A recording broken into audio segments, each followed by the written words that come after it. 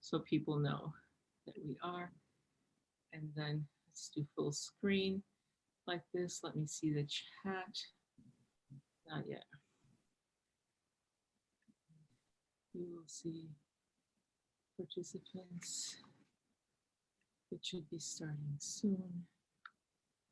Just a few minutes. Okay, and it is starting, and just so people know, I think we are live. So welcome everyone, and thank you for joining us this evening. I am Mari Carmen from the Addison Public Library, and it is my pleasure to have you all tonight for, we're welcoming back Sweta Vikram for the managing stress in a post-lockdown, managing post-lockdown stress with Ayurveda. Before we start, I did want to mention a couple of things. We do have live captioning, and so if you are joining us from Zoom, please, if you would prefer, you can always turn that off from your screen. Otherwise, the live transcript is available here as we are showing the program. We will also be taking questions at the end of the program. So please feel free to enter any questions in the chat box. You can also enter it in the Q&A palette through Zoom, or you can enter it on the comment boxes in YouTube or Facebook if you are watching us live. And before we start with the program, I would like to share with you a couple of programs that we have coming up, as we are have some programs that focus on wellness and health. So we will be having a meditation as an antidote for stress on Zoom on Monday, October 4th at 7 p.m., as well as a program on depression offered by NAMI on Thursday, October 7th, also on Zoom. And then we'd like to welcome you back in person to the library for a community health series that we'll be hosting on Fridays, starting Friday, September the 24th. So we'll have a session on COVID-19 versus the flu, your mental health first aid, and self-advocacy in healthcare. So please check out our website or our newsletter, or you can always call us or email us if you would like some more information. So,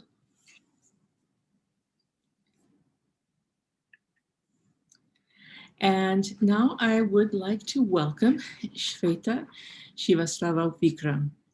Sweta was with us last year and comes back to Addison Public Library thanks to the virtual programming available through Zoom. And Sweta is an international speaker. She's a best-selling author of 12 books and an Ayurveda coach. And she's been committed to helping people thrive on their own terms. Recently, Sweta was on NBC and Radio Life Force in a documentary with Deepika Chopra. Sweta has also dedicated her career to writing about and teaching about a more holistic approach to creativity, productivity, health, and nutrition. And you may have seen her work appear in New York Times and many other publications across 9 countries and on 3 continents. Sweta is also a trained yogi. She's a certified Ayurveda coach. She also holds a master's in strategic communications from Columbia University, was voted one of the most influential Asians of our time, and also the winner of Voices of the Year award. It's an award, for example, that Chelsea Clinton had received in the past. And she currently lives in New York City with her husband. As I mentioned, Sweta also teaches yoga, meditation, and mindfulness. And we are very happy to have her join us today. And Sweta, I did also want to mention, I said, you're an author of 12 books, and we have 2 of them in the library if anyone's interested. You have your collection of poetry, studies, and a single malt, and then also your novel, Louisiana Catch. But, today is a special day for you, thinking about books and others. So if you could please share. Yes, thank you so much, Maria, and a very good evening to everyone who's joined us today. Today is very special, and I'll share in a second why. Maria's alluded to some stuff. Today happens to be World Gratitude Day. It is also World International Day of Peace. And my 13th book, which is A Piece of Peace, came out today. I can't even tell you what joy I feel being able to share this moment with all of you. And what a beautiful sense of timing the universe has for the book launch and to be able to give this talk at Addison Library. So the pandemic, it is very much here, and as Maria was saying, there is this post-lockdown anxiety, right? For most of us, last year we didn't know what happened. The pandemic hit, and then we thought things were getting better, but then they got worse. Then we got the vaccine, and then a new variant came about. So just I don't know about you all, but I feel like just when I am ready, I feel like a lump in my throat, and I'm constantly in fight or fight mode because we don't know what's happening next. And this is where Ayurveda comes in handy. So there is the post lockdown stress and anxiety. And let's look into how Ayurveda can help us. So, Ayurveda, and I gave this talk at Addison Library, it was last fall, Maria, right? I think last September or November, maybe. Last November. Last November. And Ayurveda is this ancient healing science that stems from India. And I won't get into the details because I really want to be able to focus on quick tips that can help you navigate these stressful times. But it's an ancient healing system that honors the mind, the body, the emotion. So, brain is not disconnected from the rest of our body. And I'll get more into it. It honors nature, where we are a miniature of nature, and why we need to honor circadian rhythms. What do I mean by that? Look at birds. They are not party animals unless it's their job to be, right? Like owls might stay up late, but most birds, they have a time when they go back to wherever they live, they nest in a community, and then they're quiet. There's certain insects that do the talking at night, but then there are birds that, again, like the rooster, the crack of dawn, right? Animals live in rhythm with nature. As human beings, a lot of us don't. We talk about being night owls. We talk about these labels because we have gotten so used as a culture, as a society, using labels to define our lifestyles. And what Ayurveda will tell you, it's simple. Just live in with the rhythm of nature. Wake up when the sun comes out, go to bed. And again, if you're on the East Coast, don't go to bed at 4 p.m. That's kind of scary. But, get into bed before 10 p.m. And so that's the basics of Ayurveda. And I want to approach what, there are different ways of looking at wellness. And September also happens to be self-care month. So I want to focus on wellness not being about a size. There have been a lot of articles which I'm sure people have, even if you've not read them, you've heard about people discussing them on the news, how, there is this pandemic weight gain, right? Corona 20, Corona 19, all of those conversations. Yeah, you know what? It's funny until a point, but we just survived a big thing if we did. So can we just take a moment and applaud ourselves and not be obsessed with size? It's good to be fit. It's good to work out. It's good to take care of yourself. But there's also something called science and genes and, the culture, the ethnicity, the race that we belong to. So our bodies are different. And I'm not getting into that part, but like, I want to really reiterate that wellness isn't about being a certain size. There are many elements to wellness. Let's look at 4 today: emotional wellness, your physical wellness, your mental wellness, and financial wellness. You might be wondering, like, what does financial have to do with emotional, and then physical have to do with mental? See, our mind and body, like I was saying in Ayurveda, they are connected. So it's not like your brain is separate and your body is separate. Our gut is known as the second brain. When we say, I have this gut feeling something is not right, or I have this gut feeling something good is going to happen, there's a reason. 85% of the serotonin is released in your gut. So what we eat is eat here is completely impacting how you think, and how you think is impacting your decisions. So if you're eating, trust me, I love my pecan pie and I love to be face down in pecan pie. But if all I ate was pecan pie, there is no nutrition going to my brain. So Ayurveda is not about good or bad. It's about avoid and favor, right? So it's fine to eat that slice of pecan pie. Don't make that your main meal every day, all day, 365 days of the year. So our state of mind impacts how we think, I just explained, and then how we drink. So our emotional and mental well-being, right? So if you're feeling low, if you're feeling stressed out, if you're feeling anxious, right, then we don't feel like ourselves. When we don't feel like ourselves, we might not want to work out. You see how the connection between emotional and mental, and then it impacts your physical well-being. For a lot of people, when they're anxious, they spend money very differently. Their relationship changes with money. They might just shop too much. Or if you're dealing with financial stress, that will impact your emotional well-being and your mental well-being, right? There is research that proves that financial well-being is so important. It's one of the leading reasons for mental health issues, for relationships breaking up. So you see how all of these aspects are completely interwoven, right?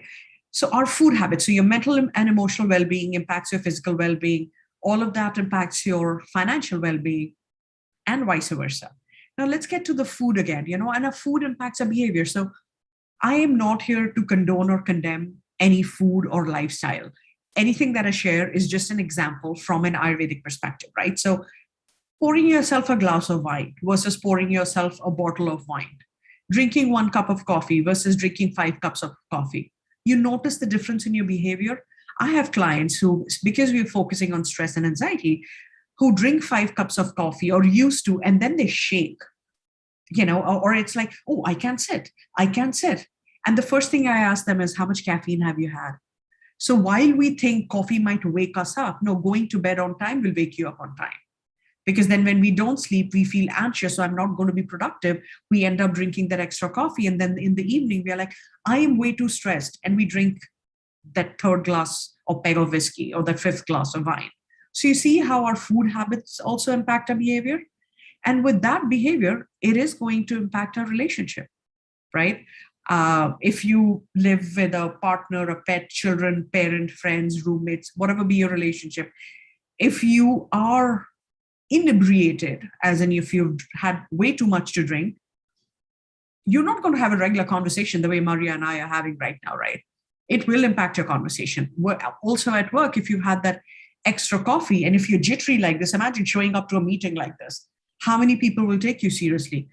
You might say something, they might say something back.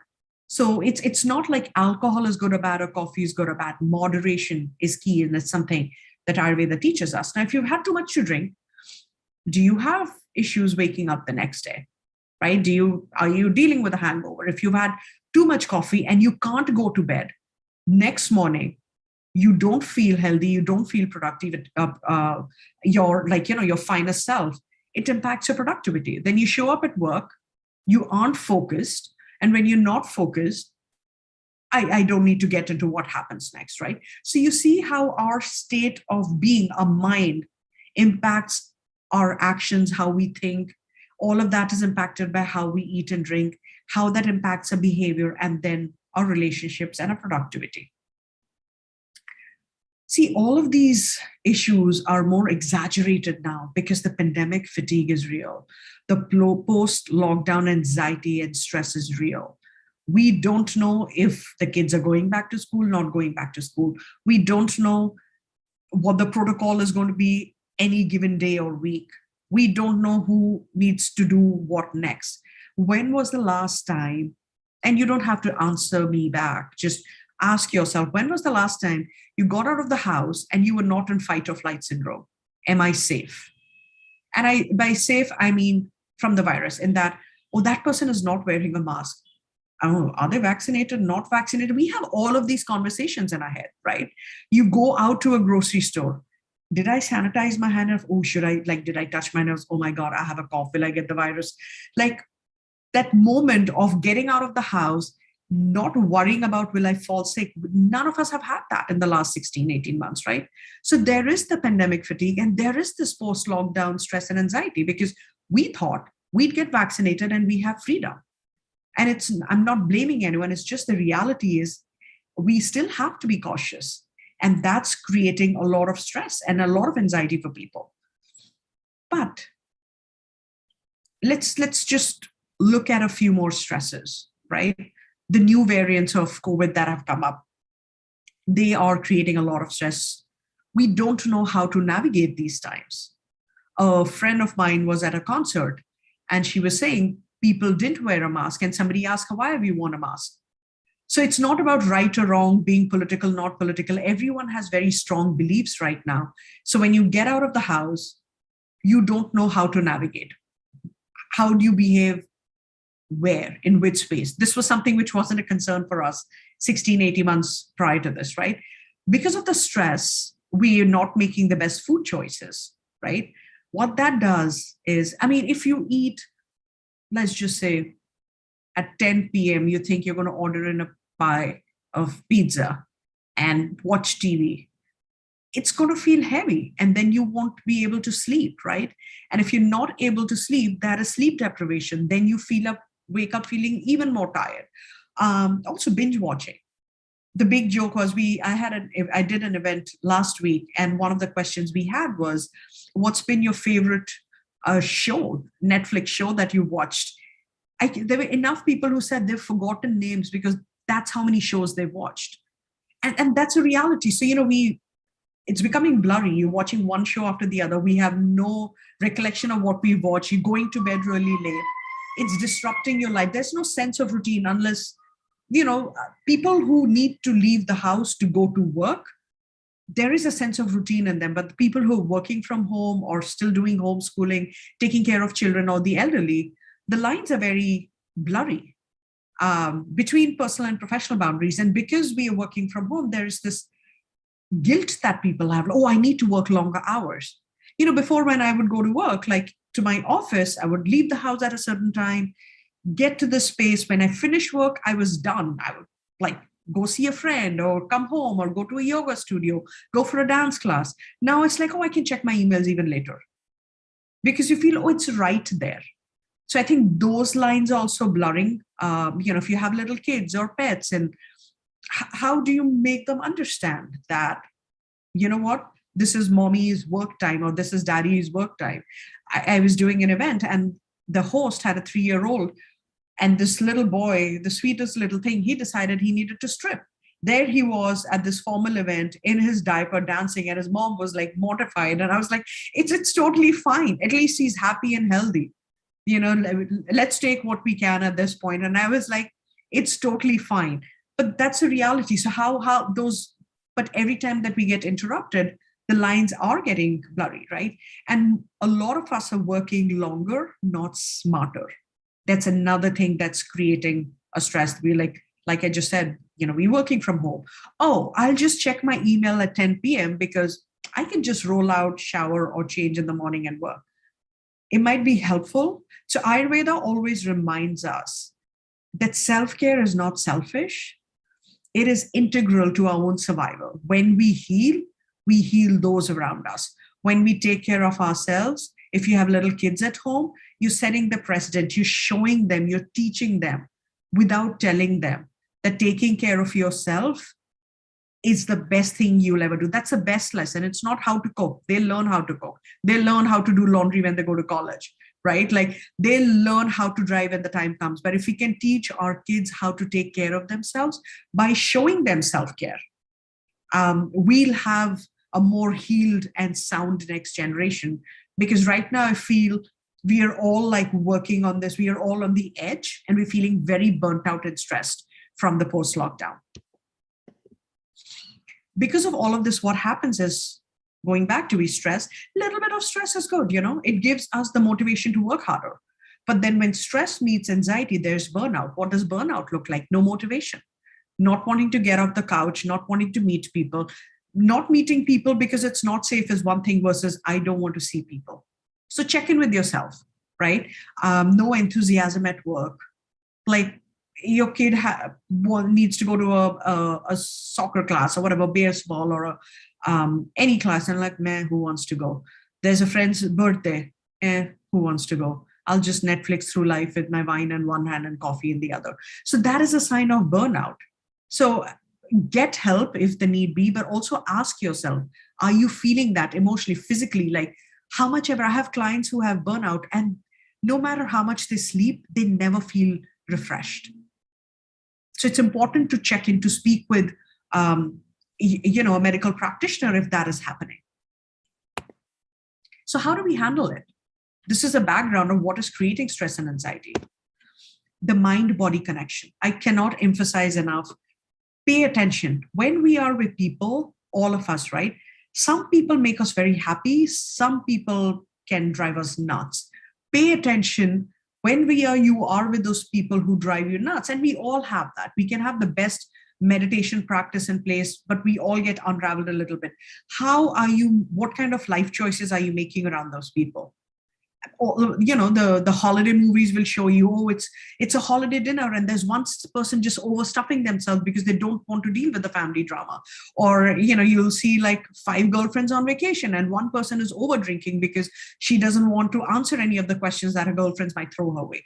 So my point being, pay attention to your mind body. When you're stressed, when you're anxious, right, and with the post lockdown all of that is happening, how is that impacting your sleep? How is that impacting your digestion? How is that impacting how you eat, how you are with people? And the most important aspect of all of this is positive thinking. So by a positive mindset, I don't mean toxic positivity. Like someone comes, slaps you and you're like, woohoo, I just got slapped. That's toxic positivity. A healthy positive mindset is acknowledging there's a problem. Like there is a problem. I get it. I am also frustrated with my own post-lockdown anxiety and stress and not knowing any answers. So acknowledging that exists and then also acknowledging what is working. I'm able to share this moment with you all. So that fills my heart with gratitude. I'm breathing, right? I ate dinner. So find those small things that make you feel grateful, but don't be in denial about what's not working, because that becomes toxic and it comes out in some way. In this, the one thing I do want to share is the only thing we have control over is our thoughts. We don't know when things will change, right? If you're watching late night news, scrolling social media at midnight, it's going to make you more anxious. So disconnect, put your phone away an hour or 45 minutes before you go to bed, turn off the television, turn off your tablet, turn off the phone. Just take some time for your nervous system to get regulated and reset, right? And think of the 5 things you're grateful for. Sometimes if I'm agitated and I can't find anything, I literally do this. I exhale from my nose on my hands. There is warm air. That means I'm alive and I'm breathing. And that itself, how many people would really kill to be in our place, to be alive and breathing? We've all lost somebody, or we all know someone who's lost someone to the pandemic. So if your mind is taking into that direction of nothing is working out, no, exhale, tell your mind, I'm alive. That in itself is a gift. So the other thing is breathing, breath work, pranayam, whatever we want to call it. There is a lot of Ayurveda talks a lot about the power of breathing. Western science is also acknowledging it now, and they've come up with research around how it helps, how all the magical stuff that happens when we breathe. What I want all of us to remember is our body has so much wisdom. It knows how to heal. So when we have this post-lockdown anxiety, this post-lockdown stress, I want to share like a few breathing techniques where obviously this is not a substitute for seeing if you're seeing a mental health practitioner or your doctor, but this in the moment will at least get you out of that fight or flight mode. Like I was telling you, when I stepped out, mask on, mask off, I just do a few breathing things and it centers me. So I would like to invite you to take one hand on your heart and one hand on your belly button. It doesn't matter whether your right hand is on your heart or your left hand, but just be connected to your body.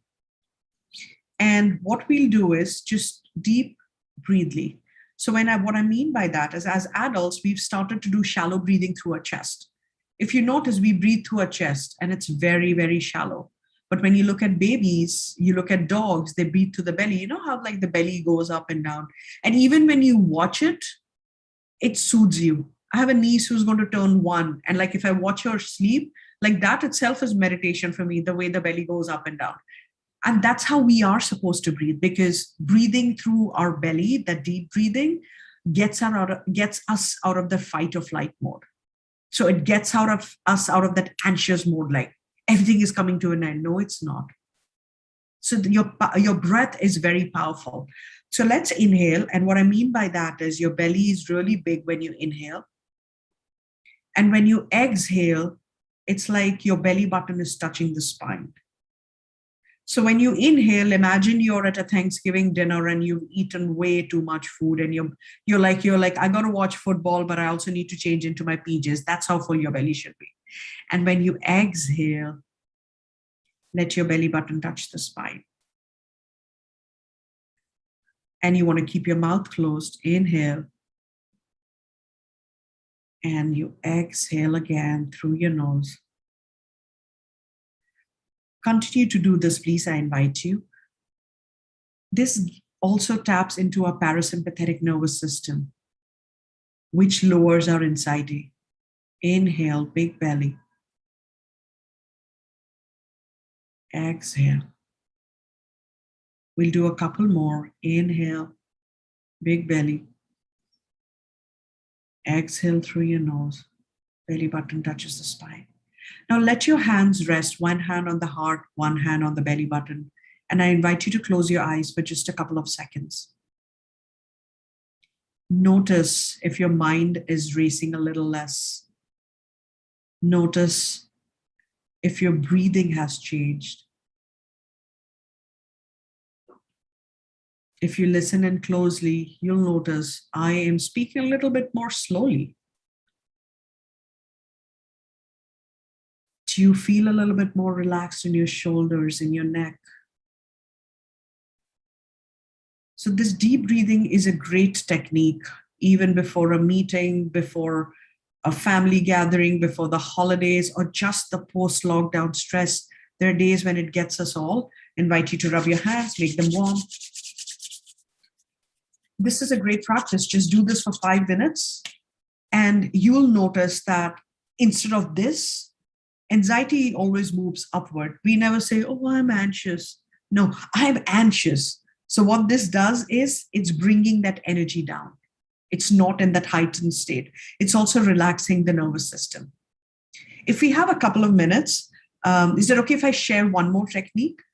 So this is called alternate nostril breathing. And both the breathing techniques, it's always preferable to not do them after you've eaten, like give it about 60 minutes. But we're just doing a few and we're not putting any pressure on our digestive system. So it's fine for today. But see if you can do that first thing in the morning, or for last thing before you go to bed. Or in the middle of the day, it doesn't matter. But like not after you've eaten a big meal. We want our body to digest the food just the natural way without any interruption. So this alternate nostril breathing is great because when anxiety happens, you'll notice probably with depression, people want to sleep a lot. With anxiety, it's the opposite, it's insomnia. So we need the mind to shut down. We need things to come. Like I was saying, we need the energy to move downward, right? So instead of being here, it needs to be like this, right? So with the alternate nostril breathing, it balances out both sides of the brain, right? There are no contraindications. So it's safe for people, because with some breath work, it's like, if you're on your cycle, or if you're pregnant, or if you have blood pressure, if you have glaucoma, I would say, please don't do it. But this is super safe 5 times or 7 times in the morning, even just before you go to bed. Again, because this will calm your nervous system. It helps you sleep better, right? And again, I want to reiterate and remind you, you are not alone in feeling anxious or stressed. I think all of us are. I won't even say most. I think all of us are in our own ways. And it manifests and comes out and presents itself in a different way. right? I have a friend who was telling me, guess what? Like, I am on the mailing list of my wine store next door and he gives me discounted wines. And I was like, girl, you're drinking too much. He doesn't like you. You're just drinking too much. He was like, dude, I never thought of that. So my point being, not all of us get anxious and have panic attacks. That's one form of anxiety. Anxiety can be constipation. Anxiety can look as not being able to sleep, the restlessness, when some people sit and they shake their legs or the hands or just doing this or being fidgety or not being able to focus, like your body is here and your mind is in Chicago. Like you feel that disconnect. So anxiety can present itself in different ways, or being very sensitive to sound.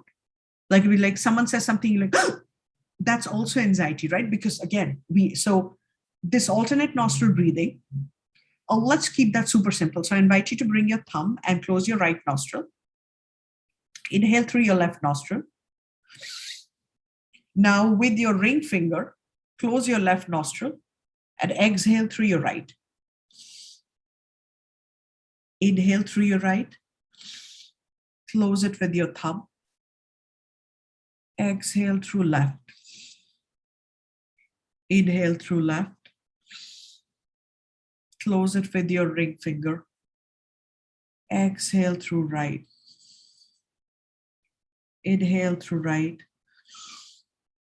Close it with your thumb.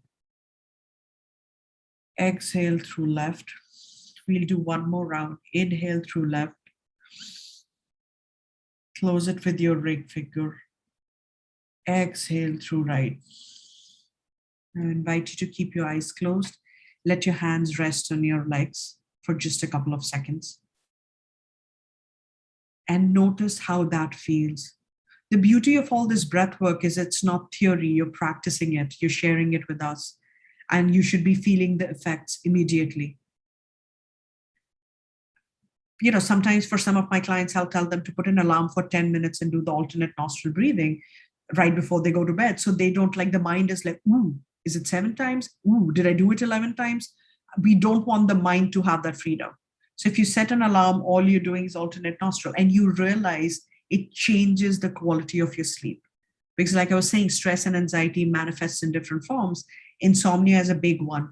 And sleep, I can't talk enough about sleep. Maybe we'll have to do a separate talk for that, Maria, because when we sleep is when our body heals. It reduces the chances of mental health issues, of heart issues. Sleep regenerates our body. So I can't emphasize enough getting that good night's sleep. So just the key takeaways, you look at wellness as a holistic approach. There is no point in running 10 miles and then, drinking 5 glasses of wine mindlessly and eating a whole pecan pie, or just not exercising and then just fasting. Be more connected to your mind body, like acknowledge the mind body connection. Why are we doing what we are doing? We don't need to be so if you're so connected to the news, if you're so connected to our television shows, how can we not be connected to our own selves? Like, what is our motivation? When you pour yourself that 5th glass of wine or that 6th cup of coffee, why are we doing that? And how is it making us feel in the body? And please never underestimate the power of your breathing. These 2 techniques, they're very, very powerful. And they force us to pause. Just the world we live in, we are always on the go-go. We might not be on the go-go, but our mind is on the go-go because of the post-lockdown stress and anxiety. So when we do these breathing exercises, they automatically train us to slow down. And that slowing down also really resets our nervous system, which is extremely necessary for us to not develop other ailments going forward. So this September is Self-Care September, like I was saying. I'm so grateful that Addison Library and Maria invited me to share this evening with you. We would love for you to take charge of your life, because our body has a lot of wisdom and it can really help us heal. So thank you so much. Those are my social handles. If you'd like to connect, that's my email if you have any questions.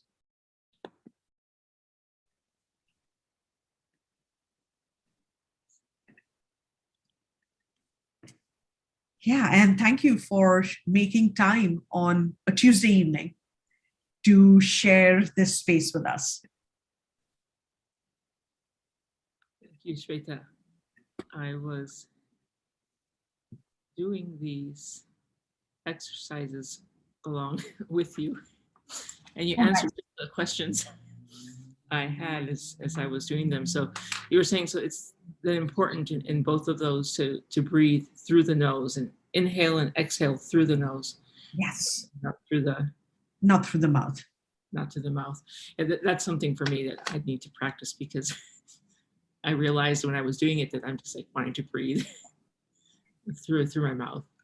Right. And that's also like one of the ways in which people deal with anxiety is breathing through the mouth, because we're gasping. It might not be that extreme, but it's an expression of that. And also when you do the alternate nostril breathing, you realize one nostril is more open than the other. And for any breathing exercise, because I know you mentioned it specifically with the one with the nostrils, is it always better to do it like prior to eating? With both of them, even with deep breathing, it's just that we don't want to manipulate our digestive system after we've eaten. That's why they say, like, don't go for a swim, don't take a shower, because the digestion is a whole complicated process, and we're taking away from it when we start doing other things. So it's and as we all get like extremely stressed, and it's important, maybe if this helps you 5 times, do it. But like as a habit, maybe when you wake up in the morning, do it a few times, or like just before you go to bed, depending on why you need it to, right? Sometimes we wake up very uncentered. So I'd suggest do it then. But there are nights where you're like, oh, I'm twiddling my thumbs and I still can't sleep. So this calms the mind down. So the whole idea is centering. Sometimes we need center to go to bed, and sometimes we need to be centered to go through the day. Let me check and see if anyone would like to ask any question. If you could please put that in the chat box, or if you can also put it in the Q&A palette. I'm also going to check and see if we've received any questions via the YouTube or Facebook.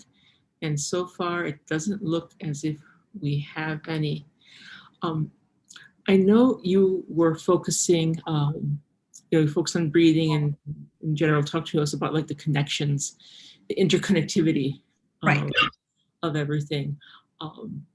And is there, so you mentioned, for example, caffeine. I'm definitely a heavy coffee drinker. Are there any type of strategies that you recommend in terms of trying to move away from some of this? Sure. For some people, cold turkey works. For some people, it has to be step by step. So every time that you're craving coffee, check in with yourself. What is it that you need? Are you tired? Is it habitual? So the interconnectivity that you were talking about, that's when it comes. Sometimes it's like, I love my tea, right? And it's like, oh, I should drink a cup of tea. And there's no should. And I think I realized that even with coffee drinkers, it's a habit. So it'll be helpful. And try, maybe if I may, try that tomorrow. When you pour yourself that second cup, is that an impulse? Do you really need it? Are you feeling tired? Because all of these things, they might give us a high for a little bit, and then we come crashing down. So it might be more about changing the quality of sleep, changing how we eat, how we take pauses during the day. I've had clients who've done a caffeine detox because they wanted to. And now they're like, oh, I can survive without coffee or tea or things like that. But that is an extreme. When you're drinking 10 cups, then it's a bit much. But the way you can get away from the habit is first checking in, why is there a habit in place? If that makes sense. Like, what's the impulse of that third cup? And I'm making up the number, you didn't say third cup, or the 10th cup, whatever have you, right? Like, and how does that change your behavior during the day? So sometimes if I will do some breath work in the middle of the afternoon instead of drinking that cup of tea. But when I realize if I'm very tired and lazy, I will make that cup of tea, but it doesn't help me after 5 minutes. So something as simple as even being able to get up from your chair and walk for 5 minutes, it takes that impulse away. Because there's stagnant energy in the body, right? And if we've been working all day towards the afternoon, like we hit a slump. So the slum doesn't have to be a cupcake or a cup of coffee or a cup of tea. It could be just like literally a 5-minute walk, going to the water filter, water cooler, going to the bathroom, coming back. That in itself, you realize will take care of the stagnant energy. I think like you're saying, the maybe taking those pauses, because Oh, especially yeah. for those who are still in that in between lockdown, for example, or still maybe working remotely or so forth. Right. I think it is, you see that job creep throughout the day, that you are, just saying, okay, maybe I can do a little bit more here, or I think you end up working a lot more. Or you You end do. up, And it feels simpler, right? Like, oh, I mean, see, if you went into an office before, prior to the pandemic, you had to shut your computer, laptop, tablet, whatever you worked on. It takes a lot more effort to come back home, to pull it out and start it up all again. And if your office had a desktop, you didn't have to do that at all. Versus when you're at home, the laptop is always open. One of the things I tell people is when you're done with work for your day, have boundaries. Just, you're working from home. So those hours of work, just work. Then don't make it about cooking and yoga and dancing, because then get your stuff done, and when you're done with your work, just turn your laptop off. Human beings, we're lazy. Most people will not go turn it on. And especially in the earlier phases, when you're trying to disconnect and trying to get into that discipline, because it's so easy if you leave your laptop on. Oh, let me just, and there's always a reason. Oh, I have this tomorrow, so let me do this. So it's not just checking the email. The anxiety and stress also come because your brain is then still connected to work. It's not had breaks. So it's easy. People are like, I went on vacation and I still work, but then it wasn't a vacation, right? Because you're always connected. I'm smiling because I'm just imagining, and my mom might be watching this today, but she'll be reminding me of several I'm glad. of your recommendations. Your mom sounds amazing. So let me check and see. And I don't see any questions coming in. Also, let me just go ahead and check and see if we have something through Facebook or YouTube, and it doesn't look like And we. thank you to everyone who's joined in today here on Zoom as well as on Facebook and YouTube. These conversations are fun, more the merrier. So we really appreciate you taking out the time. Yes, and I'd like to echo that. I think I'm trying to think of something that you mentioned before. Um, what have you found most helpful, like in your practice, or have you changed things like from what you were doing earlier during the period of the beginning, kind of the pandemic hitting here and closures, and then kind of adjusted some of the strategies? Um, I love that question. No one has asked me that before.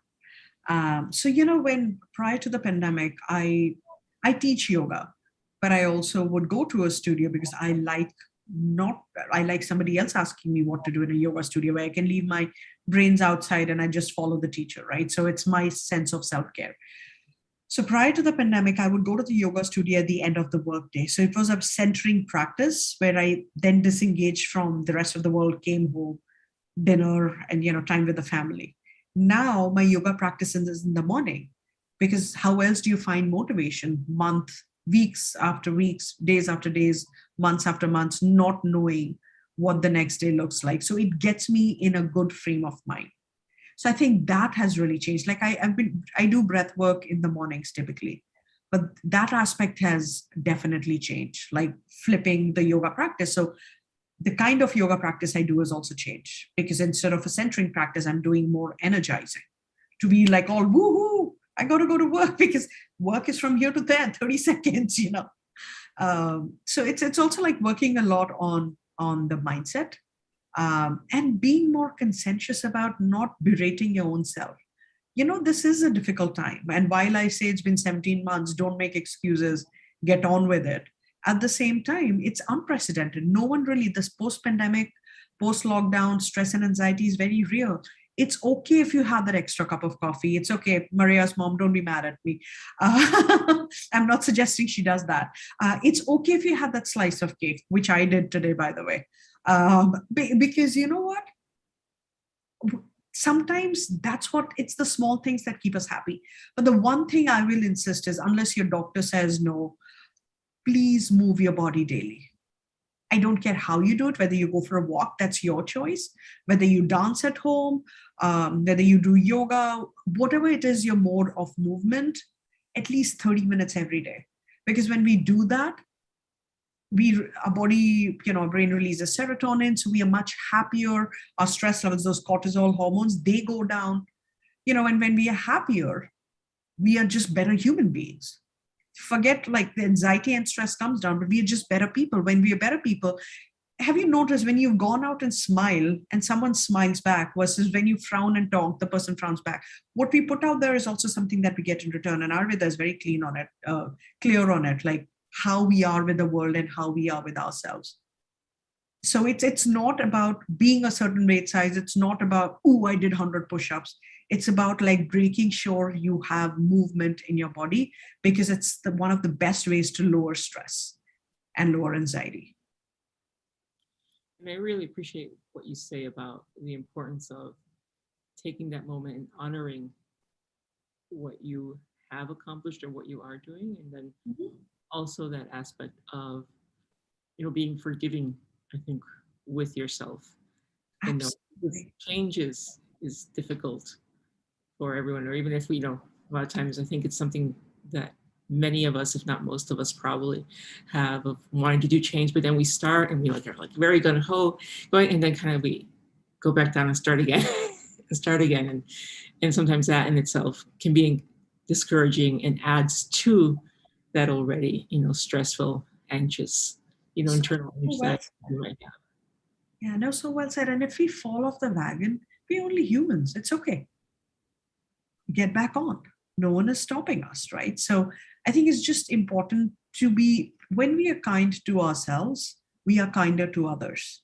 If we forgive ourselves for that extra slice of pizza, we'll be kinder to others when something spills from their hand and they break a bowl or spill a glass of milk, right? But then also recognizing, I did this today, it's not the best thing. Because also remembering the mind-body connection, I ate that slice because that's what I needed today. But if I continue to eat this way, my brain is not getting any nutrition.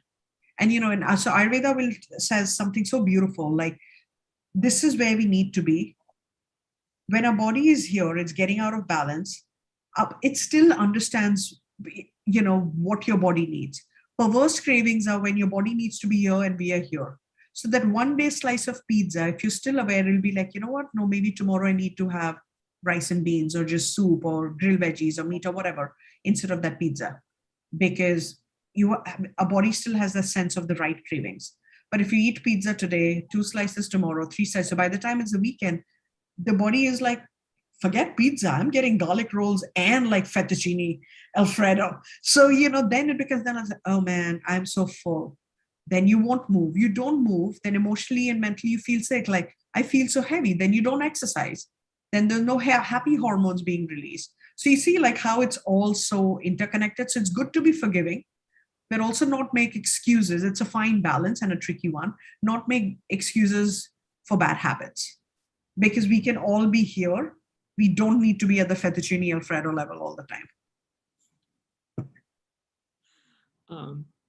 So, at the beginning, I mentioned that, you are also, in addition to your books, novels, you're also writing, you've been interviewed on TV shows. Where can we follow you? Or, I understand you have a newsletter, or is that like on a blog? Yes. So I just put the link to my website in the chat. So if you go to my website, people can sign up for my newsletter there.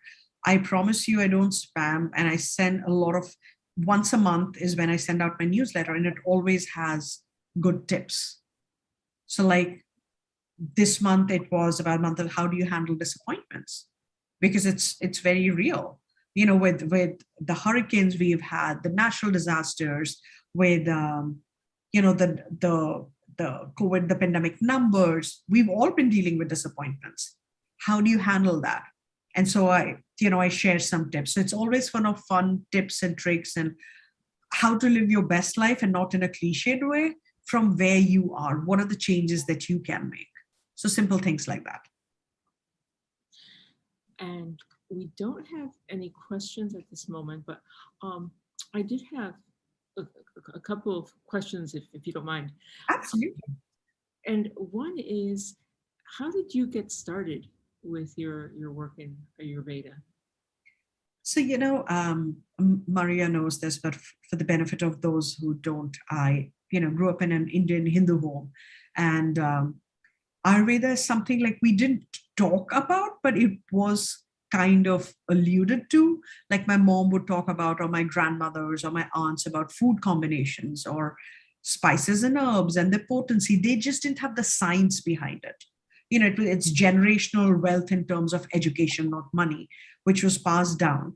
So I had the information, and my first master's was in sports nutrition. But I felt like something for me at least was amiss. Like there are like 10 athletes I'm working with. Why am I saying most people need to eat the same way? I didn't know the answer. So I think I was searching for it.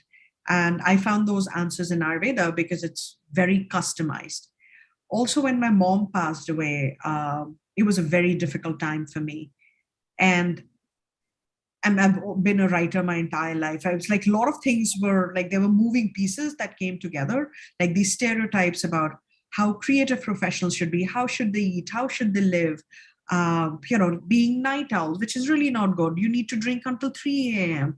And if you want to call yourself a writer, you need to wake up at 11 a.m. And I'm like, none of the, and I live in, I try to honor nature and live in rhythm with nature, like wake up early at crack of dawn, go to bed early, eat at a certain time, things like that, at least during the weekdays. And I realized my productivity was higher. So I was like back at these writing retreats, finishing books, and then I would meet people who were back year after year and their projects were never done. So I got curious. And so I think, my heritage, then I noticed when I cooked a certain way, it made a difference versus, that pizza at 12 a.m. really wasn't working. And then so I felt like there was this diet and lifestyle piece, and how could I help writers? It started with that intention, and then it became like, no, it shouldn't be limited to a profession. Everyone can benefit from it, because Ayurveda is more about diet and lifestyle. How, people, for example, will talk about, oh, kale is the best thing. But Ayurveda will tell you it's not what you eat, it's how you eat, when you eat, what your posture is when you eat, and what you digest. So kale might be the best thing for you, it might not be for me. And that really spoke to me. Like, healing has to be customized. We all can't have the same approach to healing, right? So I think that's what got my journey. So there were all these moving pieces. And the more I practiced, the more I followed, the more I lived it, they all started to come together. And I'm like, we talk about intermittent fasting today. Ayurveda has been talking about that for like 5,000 years. So this information has existed. Oh, the mind, body, the brain, gut health. 5,000 years old. So, so I took that, and I also wanted to be an educator where I could bring this ancient wisdom and it not make it feel distant. I want it to be accessible to people, where they're like, it shouldn't be like, oh, I don't know, I feel stupid. I was like, no. I'll give you 5 recipes for fall. Try them. You'll notice the difference. So, to make it accessible, because wellness shouldn't be a privilege, it should be a right. And I think Ayurveda allows you to do that. And thank you for sharing. I just wondered, since I met you as a writer first, I followed your work. I just wonder, kind of how you got that started. So thank you for sharing. One last question, at least I think on my end, is, you have your new book that's just come out today. So congratulations. Thank you. And do you already have like any future like writing projects in the works, or are you like kind of focusing now on just in celebrating this last publication? I'm a bundle of contradictions. So I say this because while I am celebrating this and I am pausing, projects are brewing up at the back of my head. I started working on a novel. I've been really busy with my day job and my clients, and like I write wellness columns. So I don't want to rush into it. And I know when the time is ready, the book will happen. I just need some time to be able to focus on that. And I realized while bringing a book into this world, working on the other one is adding that stress and anxiety to my life. And because I recognize it would do that, I'm like, okay, no, let's shelf it for now and revisit it in a couple of months. So right now it's just, literally celebrating this book, and, my school stuff is also coming along. So there's just a lot going on. So like I'm making sure I take pauses, because burnout is very real for a lot of us right now, because we feel, oh, I don't need to commute, I can do this. Like all the talking that we did right now, I practice it because I see when I don't, how quickly I get burnt out. And as we get older, our capacity diminishes too, right? I don't have the same energy I had at 20. So I want to be able to honor that. Yeah. Well, and thank you for joining us again this year. Pleasure. It's been lovely to have you, and for going past the cycle, going to bed later tonight on our count, since you are on the East Coast. But I also want to welcome everyone who participated. Also remind them that we do have Shweta's books in our collection, so please check them out. And if you have any other comments or questions, just let us know. And Shweta, it's been very lovely chatting with you. I really appreciate this. Thank you so much, Maria. This was absolutely amazing. And stay safe, stay healthy, everyone. And I hope you try those breathing practices. I will. Have a good night. You too. Thank Take care. you. Very Bye. well.